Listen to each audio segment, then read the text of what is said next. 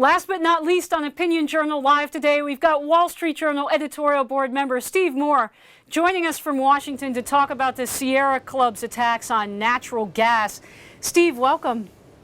Hi, Mary. Now, I thought natural gas was a clean energy source, so what's not to like?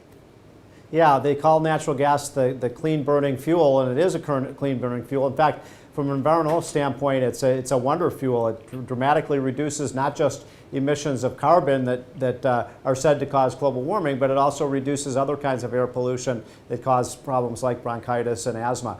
Now, here's the interesting part of the story, Mary. You would think that given that natural gas is such a clean-burning fuel and one of the greatest ways to reduce carbon emissions and global warming, that the environmentalists would be all for it. What has happened is the Sierra Club earlier this month came out with a new campaign to try to shut down natural gas burning in the United States, which will actually hurt the environment. Steve, how seriously should we take a threat from an organization like the Sierra Club? What could they really do? Well, Sierra Club has a lot of influence and political muscle in this town. There's no question about it. It's one of the most influential green groups in Washington. The Democrats and even many Republicans take credence in what they say. A few years ago, Mary, they had a campaign at the Sierra Club to try to shut down coal. And as you know, you've written on this, they've been very effective in terms of shutting down coal plants. Now that coal has been shut down, they want to go after natural gas. What's interesting, by the way, is that natural gas, the United States has actually reduced our carbon emissions more than virtually any other industrialized country because we're converting away from coal to natural gas to reduce carbon emissions. Again, the campaign to stop natural gas development in this country is one of the worst things you can do, not just for the economy, but also for reducing pollution.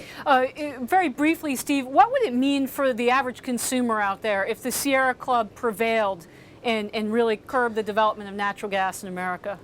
Well, look, I'm a conspiracy theorist. I think that the Sierra Club is just against any form of energy that works. I mean, think about it. Over the last 20 years, first the environmental groups didn't want nuclear power, then they didn't want oil, then they didn't want coal, now they don't want natural gas. I mean, they're against whatever works and whatever can be provided to American consumers in a cheap and affordable way. So the bottom line, Mary, is that if the Sierra Club was able to stop natural gas in a way that they have stopped coal development in this country, you would find that electricity prices would perhaps double in terms of utility bills. That's a big smack in the wallet of American homeowners.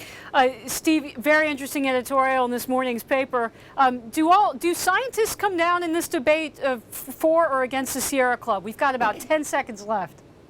Almost all the science points in one direction. Even the Obama scientists say that natural gas is good for the environment, it's a clean-burning fuel, and there's no reason to shut it down. In fact, we should be encouraging its development. By the way, we have so much of it, Mary, in this country. It's a domestic fuel that we could actually be exporting.